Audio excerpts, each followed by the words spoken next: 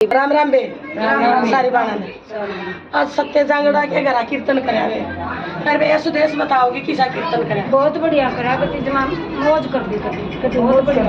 दादी तू भी बता किसा कीर्तन लग गया। बहुत बढ़िया लग गया बेटी बहुत सारी जनी बताओ चाची बताओ किसा कीर्तन लग गया। बहुत बढ़िया बहुत बढ़िया। अरे हमारा इतना मान सम्मान कर दिया वे हम वीडियो में नहीं बता सकते इतना मान सम्मान कर दिया वे हमारा। और क्या मैं आपको दिखा दी।